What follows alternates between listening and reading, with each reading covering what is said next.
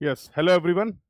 सो आज हम लोग जो इम्पोर्टेंट टॉपिक डिस्कस करने वाले हैं in this crash course of geomatics engineering for GATE 2026, आज की क्लास में जो डिस्कशन होगा, we will discuss about the principle of working of GPS. GPS की हेल्प से कैसे हम किसी पॉइंट की प्रिसाइज पोजीशन को आइडेंटिफाई कर सकते हैं, लोकेट कर सकते हैं, that we are going to discuss in the today's class. इस क्रैश कोर्स के पहले हम लोगों ने अभी तक पहली पिछली क्लासों में क्या क्या कंप्लीट कर लिया है।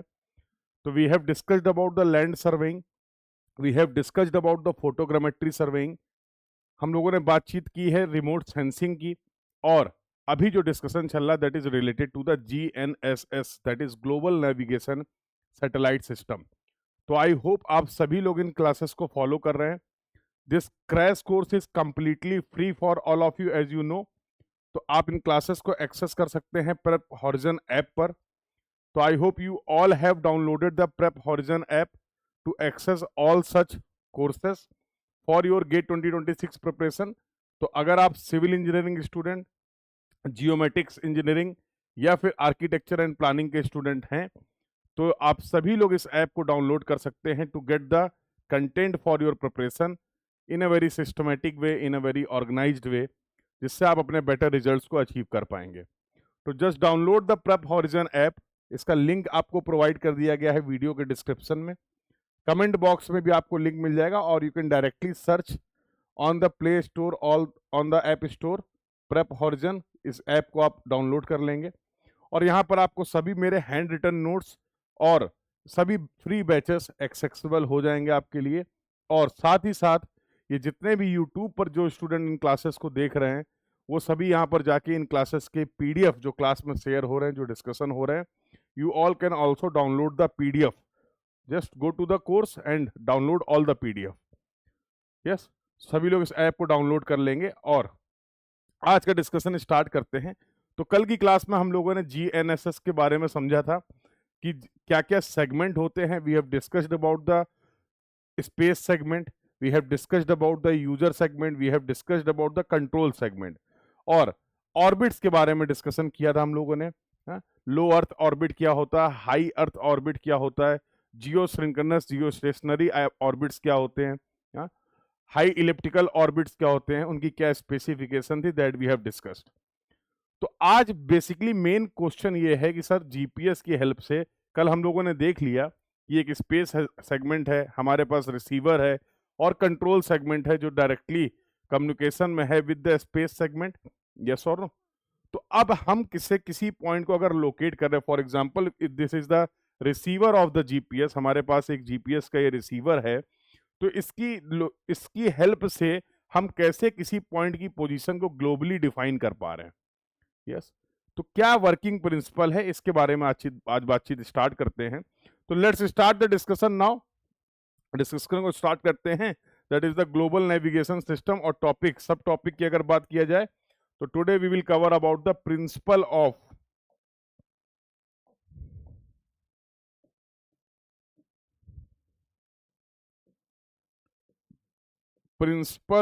जीपीएस। तो आई होप सभी को पता है GPS stands for the global positioning system.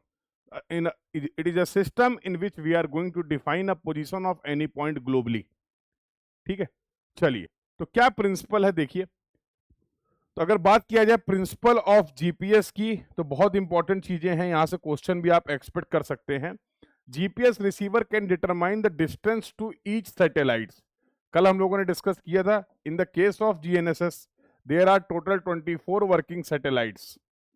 कितने सैटेलाइट हैं? 24 सैटेलाइट्स हैं, जो लगातार डिफरेंट डिफरेंट ऑर्बिट में अर्थ को कवर कर रहे हैं। और हमारा जो रिसीवर होने वाला GPS receiver, part of the user segment, it is going to be connect. हमारा डिस्टेंस जो हम लोग कैलकुलेट करेंगे with the help of the signal that we are receiving from the space segment और फ्रॉम द सैटेलाइट, उसके basis पे आप distance point को डिफाइन कर रहे हैं। कैसे डिफाइन कर रहे हैं? तो क्या बोला गया कि हर जितने भी सैटेलाइट से हमारे रिसीवर की कनेक्टिविटी होगी, मिनिमम की बात करेंगे, अगर ज्यादा से कनेक्टिविटी है बहुत अच्छी बात है, बट कितने मिनिमम सैटेलाइट्स होने चाहिए जिनकी हेल्प से हम किसी भी पॉइंट की पोजीशन को करेक्टली डिफाइन कर पाए, ये अपने को समझना है। तो आपने बोला सर सिंपल सी बात है, जितने भी सैटेलाइट से हमारी कनेक्टिविटी है हम उससे डिस्टेंस मेजर करके किसी न किसी तरीके इस पॉइंट की पोजीशन को ग्लोबली डिफाइन कर पाएंगे। कैसे कर पाएंगे वही समझना आपको। Technique used by GPS receiver for instantaneous estimation of the location coordinate the 2 point problem in the plane surveying. तो हम सब प्लेन टेबल सर्वेइंग में हम लोगों ने डिस्कस डिफरेंट मेथड्स की बात की थी। तो जब कभी भी हमें किसी इनएक्सेसिबल पॉइंट की पोजीशन को फाइंड आउट करना होता था, आप सभी को याद होगा बेसिक सर्वेइंग में हम लोग पढ़ते हैं कि रिवर का केस लेते हैं कि let's say 2 points are having on the one bank of the river A and B, और तीसरा पॉइंट सी जो था that is on the opposite side opposite bank of the river. तो अगर मुझे पॉइंट ए से सी की डिस्टेंस को या पॉइंट बी से सी की डिस्टेंस को फाइंड आउट करना था, तो प्लेन टेबल सर्वेइंग में इसके लिए हम लोगों ने डिस्कस किया था 2 पॉइंट प्रॉब्लम। इंटरसेक्शन मेथड्स की बात करते हैं तो we have discussed about the 2 point problem, 3 point problem, different methods of the plane tabling, जिनकी हेल्प से हम इंफॉर्मेशन को कलेक्ट कर सकते हैं। तो जो मेन 4 मेथड थे उसमें से जो आपका मेथड था जिसमें आप प्लेन टेबल की पोजीशन को फाइंड आउट करना चाहते थे, that was the resection. And under the topic resection we have discussed about the 3 point problem, 2 point problem, जहां पर हम लोग 3 वेल डिफाइंड पोजीशन की हेल्प से प्लेन टेबल की स्टेशन की पोजीशन को आइडेंटिफाई करने की कोशिश करते थे। ऐसे को आपने बोला था, इस कंसेप्ट को आपने बोला था 3 पॉइंट प्रॉब्लम। सिमिलरली अगर बात किया जाए 2 पॉइंट प्रॉब्लम की, तो आप बोलते थे सर वहां पर 2 वेल डिफाइंड पॉइंट ऐसे होंगे जिनकी हेल्प से, ऐसे पॉइंट जिनकी पोजीशन मुझे ग्राउंड में भी पता है और साथ ही साथ उनकी पोजीशन मुझे मैप में भी पता है, तो उनकी हेल्प से हम फाइंड आउट कर सकते हैं position of the plane table station जो उस मैप को प्रिपेयर करने के दौरान रहा होगा। तो कुछ ऐसी ही बातें इन्हीं कंसेप्ट पे, इसी प्रिंसिपल पे जीपीएस की हेल्प से भी हम लोग डिस्टेंस को फाइंड आउट करते हैं। एग्जैक्ट प्रिंसिपल क्या है that we will also talk about, and exact principle is trilateration. जैसा आपको पता है 3 डायमेंशन की बात हो रही है, 3 डिस्टेंस का मेजरमेंट। ट्राइलेट्रेशन का मतलब क्या हुआ, there is a measurement of the 3 distances. तो अगर आप और बेसिक प्रिंसिपल ऑफ सर्वेइंग भी यही बोलता था, as per the basic principle of surveying, if you want to locate the position of any point, अगर आप किसी भी पॉइंट की पोजीशन को डिफाइन करना चाह रहे हैं, लोकेट करना चाह रहे हैं करेक्टली, तो टेक एटलीस्ट 2 इंडिपेंडेंट मेजरमेंट, और in other word we can say कि if you want to define the position of any point correctly, आपके पास कम से कम 2 पॉइंट का रेफरेंस होना चाहिए। Take the measurement from at least 2 reference point. अगर आपके पास 2 से ज्यादा रेफरेंस पॉइंट है, अगर आप 2 से ज्यादा मेजरमेंट कर रहे हैं, there is no problem, but the minimum number of observations required, the minimum number of measurement is required, the minimum number of reference point required were 2। कम से कम 2 मेजरमेंट, कम से कम 2 पॉइंट का रेफरेंस होना चाहिए। ट्राइलेट्रेशन सर्वेइंग का वो तरीका है जहां पर आप 3 डायमेंशन, 3 डिस्टेंस की बात कर रहे हैं, there will be no measurement of the angle. In the case of trilateration हम लोग एंगल का मेजरमेंट नहीं करने वाले हैं, केवल 3 डिस्टेंसेस का मेजरमेंट करेंगे। क्लियर है सभी को ये बात? एक टर्म इससे मिलता जुलता है जिसमें आप कंफ्यूज हो सकते हैं, that is the triangulation. Triangulation में क्या करते थे, we are going to measure एक ट्रायंगल के कुछ एंगल और कुछ डायमेंशन की हेल्प से हम मेजरमेंट परफॉर्म करते थे, रिमेनिंग मेजरमेंट्स। तो ट्राइलेट्रेशन के केस में मेन कंसर्न क्या है, 3 डिस्टेंस का मेजरमेंट, और जीपीएस का वर्किंग प्रिंसिपल भी है ट्राइलेट्रेशन। कैसे है इसके बारे में डिटेल में बातचीत कर लेते हैं। तो the navigation technique used in the trilateration, measurement of the difference in the distance 2 or more station located at known coordinate and transmit signal at known time. Trilateration को एक्सप्लेन कर देते हैं सर, ट्राइलेट्रेशन का कंसेप्ट क्या बोलता था? तो आपने बोला sir trilateration is the positioning your position on a map knowing the precise distance from 3 different landmark। 3 different landmarks में यहां पर बोल सकता हूं 3 well defined point, और you can say 3 reference point। क्या बोल सकते हैं इसको? 3 reference point using a pair of compasses, landmark overlap is your location।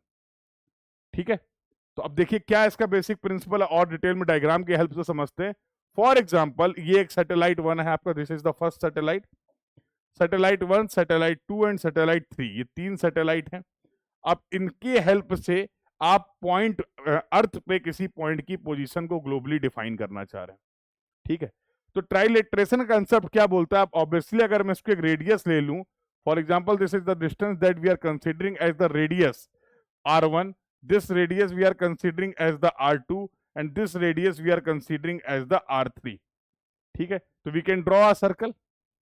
जहां तक इस सैटेलाइट की रेंज है, कवरेज है, उसके बेसिस पे एक आपको पूरा एरिया मिल जा रहा है कि yes this particular area will be covered by a satellite number 1। Similarly इसी तरीके से सैटेलाइट नंबर 2 का ये कवरेज एरिया होने वाला है and this is going to be the coverage area of the satellite number 3। और जहां पर इन तीनों का इंटरसेक्शन हो रहा है, अगर हम इन 3 पॉइंट का रेफरेंस ले लें तो this intersection will clearly indicate the position of the receiver. Yes और नो?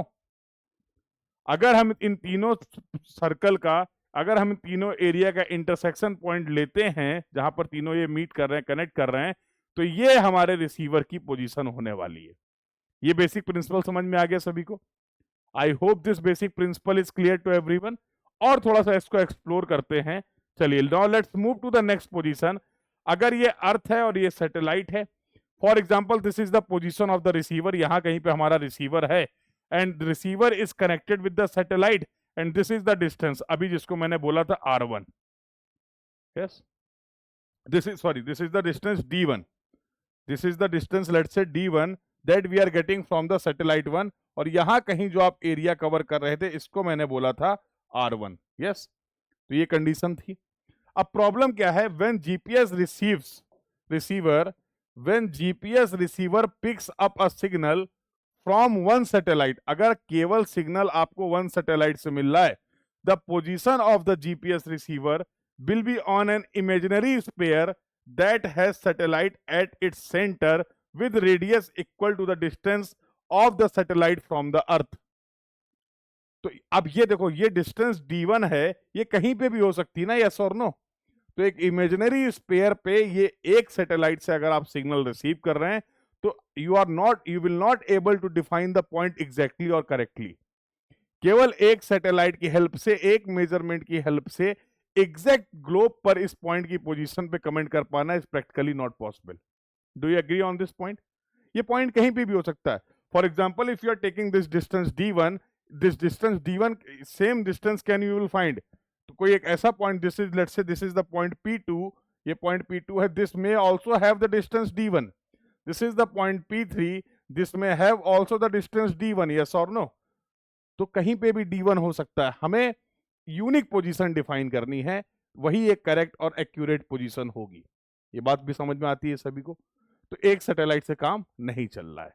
आइए सर आगे चलते हैं। तो वही चीज यहां पर लिखी हुई है, when GPS receiver picks up a signal from one satellite, क्या प्रॉब्लम आ रही है?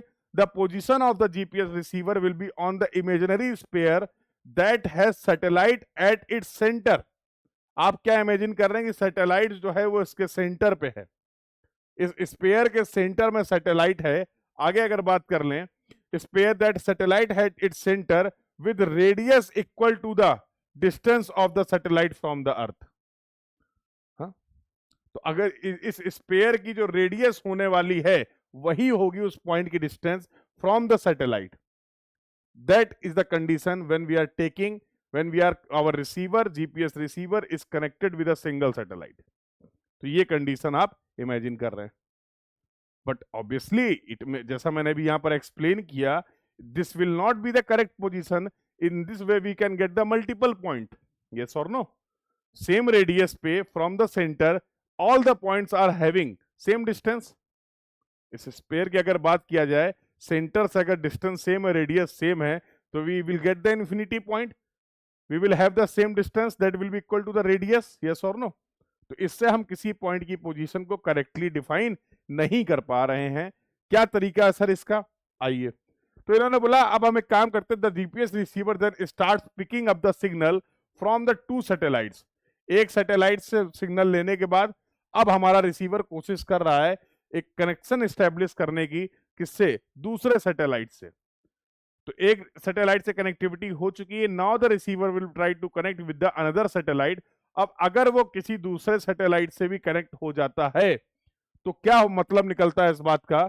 The position of the GPS receiver will now be on anywhere on the circle formed by the intersection of the two distance circle from two satellites। ये बहुत important बात है। अब आप देखो, पहले सैटेलाइट से आपको ये सर्कल मिल रहा था, दूसरे सैटेलाइट से अगर डिस्टेंस को ले लें तो let's say we are getting this circle. अब इन दो सर्कल की हेल्प से ये बात तो क्लियर हो गई है। क्या बात क्लियर हो रही है यहां से? कि जो हमारा रिसीवर है उसकी पोजीशन जो होगी वो कहीं ना कहीं ये येलो वाले रीजन में होने वाली है। Do you agree? ये जो कॉमन रीजन आपको दिख रहा है, इंटरसेक्शन वाला रीजन दिख रहा है, the position of the GPS receiver will lie in this location, yes और no, in this field, in this yellow field. ये बात क्लियर होगी। But still we are not able to comment, अभी भी हम इस बात पे कमेंट नहीं कर पा रहे हैं कि हमारे रिसीवर की एग्जैक्ट पोजीशन क्या है। अब इस एग्जैक्ट पोजीशन को फाइंड आउट करने के लिए हम लोग क्या करते हैं, थोड़ा सा और आगे चलते हैं। हाँ, लेकिन पहले कहीं पे भी ये पॉइंट हो सकता था इस स्पेयर में, अब ये कहीं ना कहीं पॉइंट हमें इस पर्टिकुलर रीजन में दिख रहा है कि दिस इज द रीजन जहां पर हमारा रिसीवर होना चाहिए। इसको और एक्यूरेट करने के लिए क्या करेंगे, now the receiver will also try to connect with one more satellite.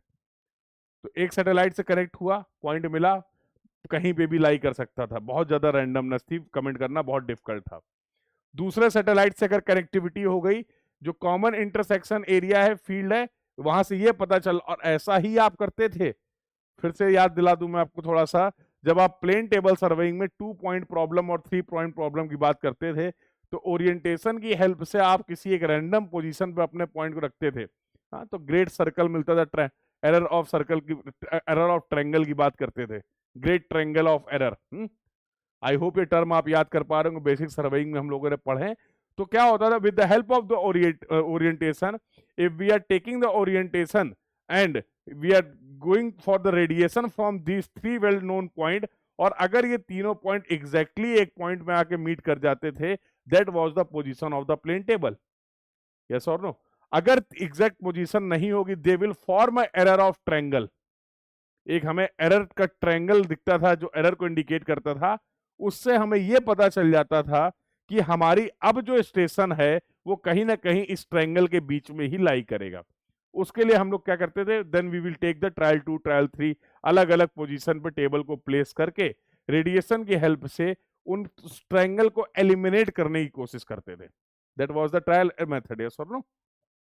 तो सेम कंसेप्ट क्या है कि जो 2 सैटेलाइट के बाद now the receiver will also try to connect with one more satellite, जिसको आप बोलेंगे तीसरा सैटेलाइट।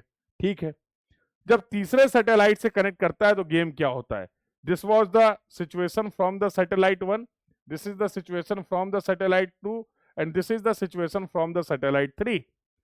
अब थर्ड डिस्टेंस के मेजरमेंट से क्या पता चला, थर्ड डिस्टेंस जैसे ही आपने तीसरे जैसे ही आपने सैटेलाइट से आपके रिसीवर ने कनेक्ट किया, when a receiver picks up the signal from the third satellite, the position of the receiver will be on one of the 2 points of the intersection.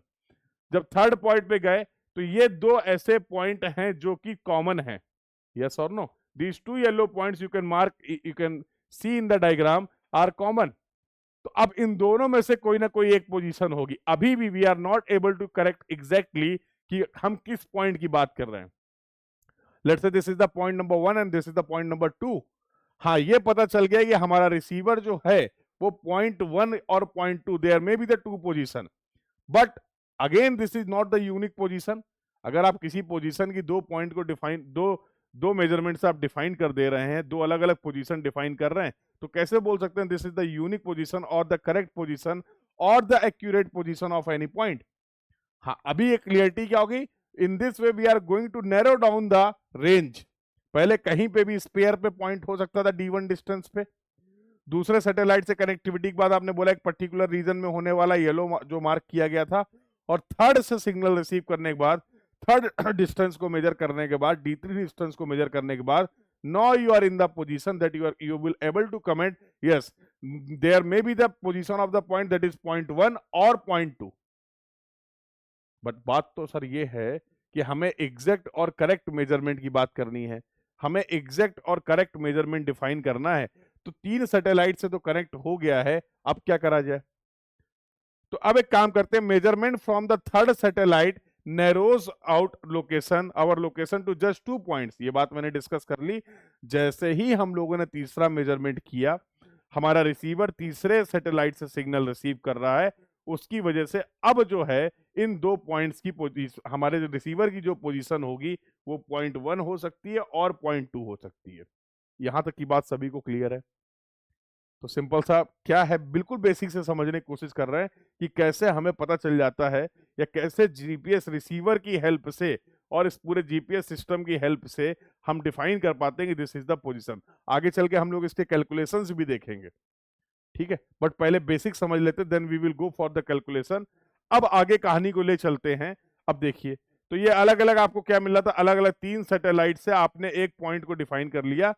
अब यहाँ पर अगर 3D में इसको विजुलाइज करने की कोशिश करें तो satellite 1, satellite 2, satellite 3, this was the area covered by the satellite 1, this is the region of the satellite 2, this is the region of the satellite 3। और जहां पर भी ये दोनों मीट कर रहे हैं, ऐसा केवल एक पॉइंट नहीं है, ऐसे यहां पर आपको दिख रहे हैं 2 पॉइंट, और दिस में बी द पोजीशन, यस और नो, दिस में बी द पोजीशन। अभी हमें एग्जैक्ट पोजीशन के लिए थोड़ा सा और आगे बढ़ना पड़ेगा। तो अलग अलग व्यू आप देख पा रहे हैं, satellite 1, satellite 2, satellite 3, this is the distance D1, this is the distance D2, this is the distance D3, yes और नो? क्या बोला आपने? Distance circle of the satellite 1, this is the distance circle of second satellite, distance circle of the third satellite, yes और no? अब हम लोग चौथे satellite से भी कनेक्ट करने वाले हैं। Now we will also connect it with the fourth satellite, and this is the distance circle of the fourth satellite. और तुम्हें नहीं लगता है जैसे ही आप चौथे सैटेलाइट से कनेक्ट कर लेंगे तो देखो इन चारों का जो इंटरसेक्शन है, then only you are going to get only 1 point, single point. ये वो पॉइंट है जहां पर चारों सैटेलाइट्स की हेल्प से जो सर्कल आपको मिल रहे हैं, they are going to meet, and this will be the unique position of your satellite. ये पोजीशन जो आपने डिफाइन करी है, this is the exact position of the receiver location.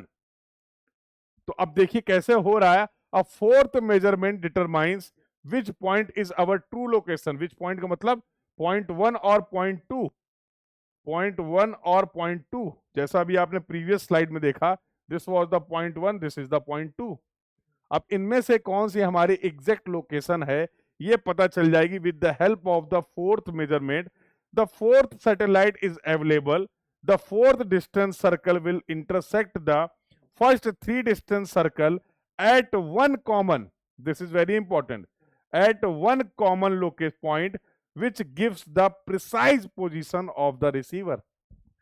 तो हम लोग याद करते रहते, समझते रहते हैं कि सर हमें किसी पर, लास्ट क्लास में भी मैंने डिस्कस किया था और ये ऑलरेडी आपके गेट 2022 में इन बोथ सिविल इंजीनियरिंग में भी, अभी तो सिविल इंजीनियरिंग में जीपीएस पार्ट नहीं है, जीपीएस रिमूव कर दिया गया है, तो आई होप आप लोग को पता होगा, पहले पार्ट हुआ करता था।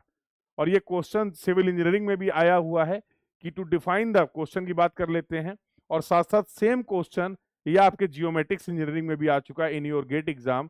What was the question? To define the position of any point accurately.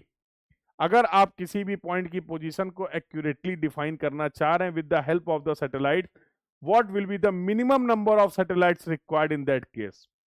कम से कम कितने सैटेलाइट्स रिक्वायर्ड हैं किसी भी पॉइंट की पोजीशन को एक्यूरेटली और करेक्टली डिफाइन करने के लिए? तो now you can see the answer will be 4।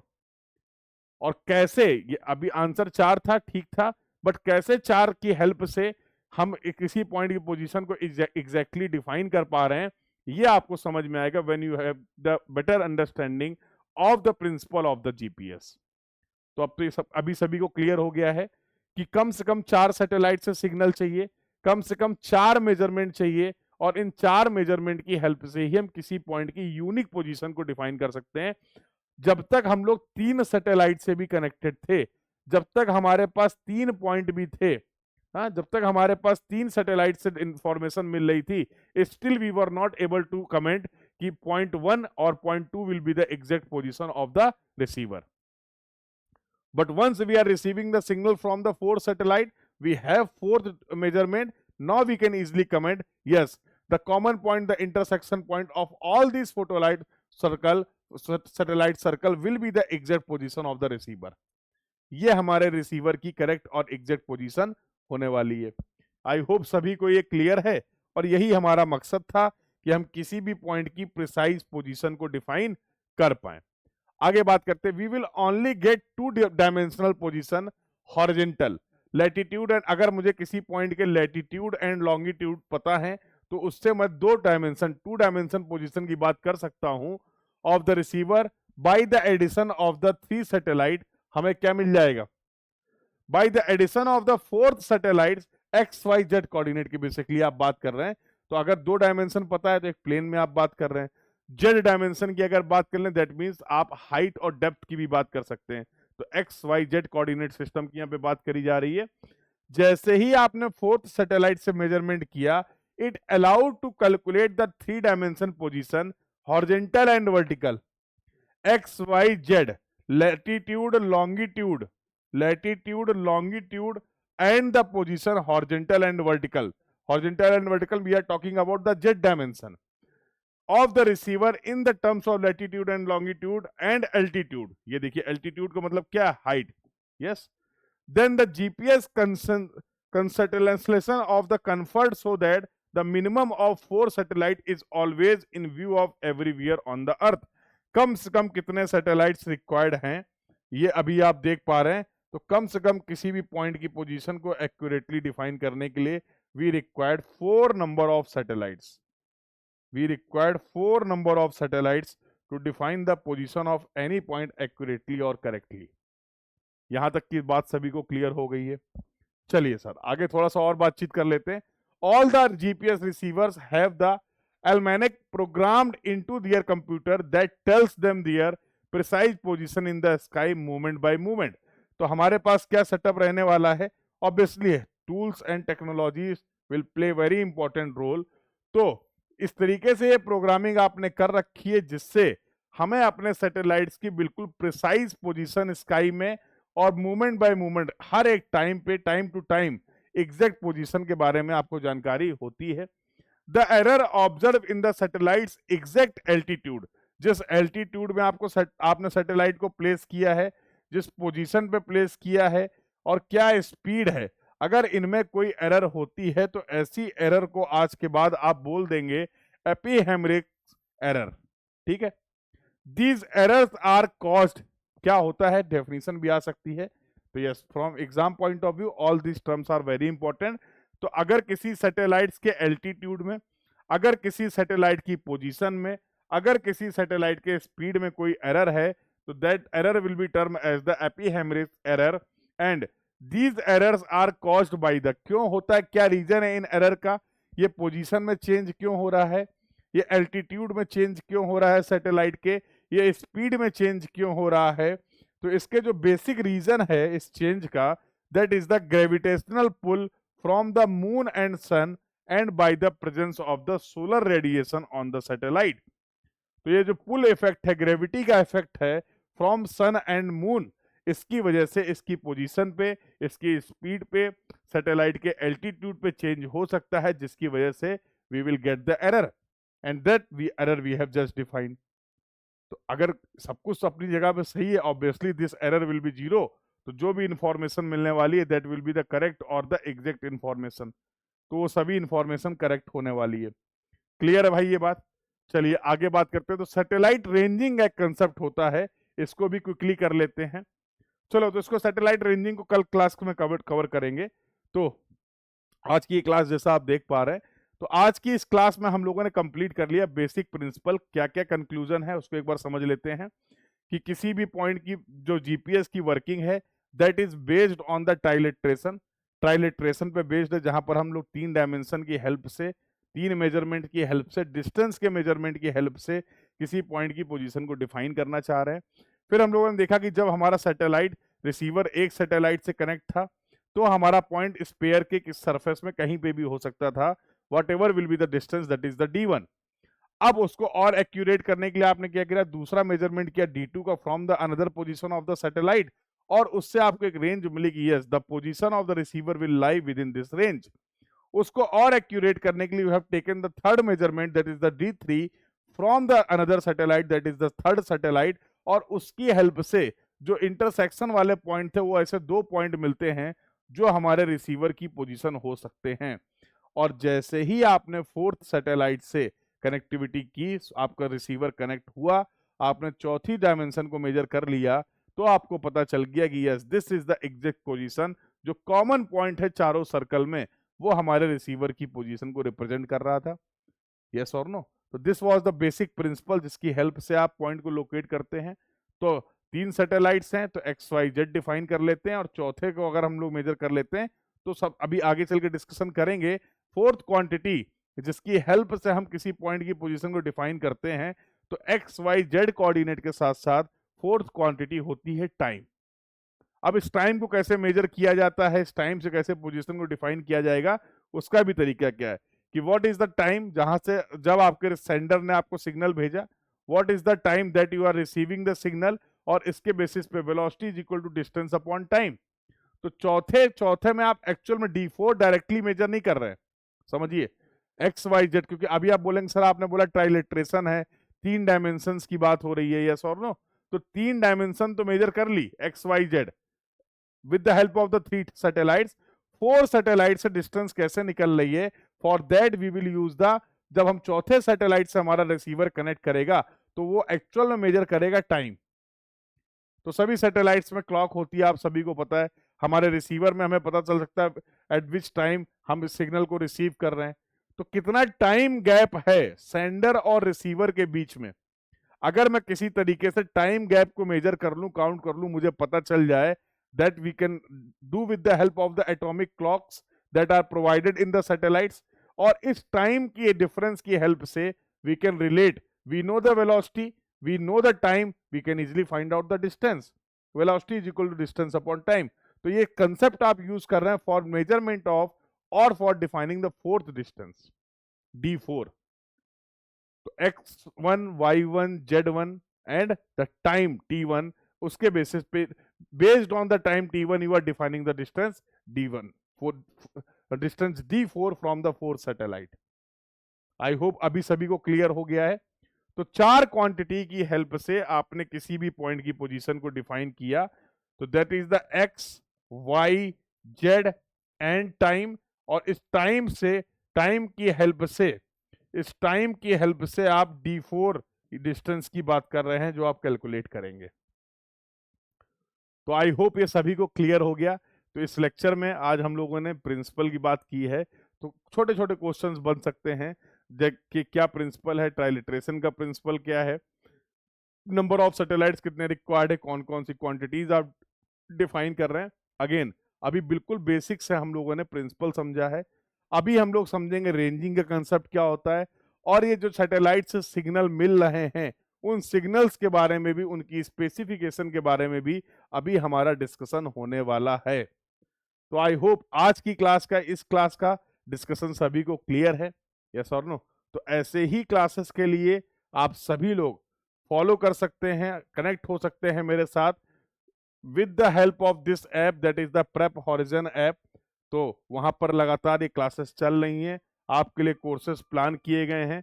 तो do download the app, prep horizon app, from the link provided in the comment box in the description, directly search करके, और यहाँ पर सभी नोट्स को और इस क्रैश कोर्स को और भी जो आपके टेस्ट हैं एग्जाम के लिए, उन फ्री टेस्ट को, फ्री क्रैश कोर्सेज को, फ्री हैंड रिटन नोट्स को, इसमें मैंने अपने hand written notes civil engineering के लिए, खासकर जो लोग प्रिपेयर कर रहे हैं, तो सिविल इंजीनियरिंग के हैंड रिटन नोट्स भी यहाँ पर सारे एक्सेसिबल हैं आपके लिए फ्री ऑफ कॉस्ट। तो वहां पर आप जाएंगे, just visit the app and go to the hand written note section, सारे PDF मिल जाएंगे किसी भी सब्जेक्ट की। अगर आप बात करिए environmental, geotechnical, steel, structure, strength of material, surveying, transportation engineering, hydrology, irrigation, project management, all these subjects are available, जिनके हैंड रिटन आपको मिल जाएंगे notes revision point of view से।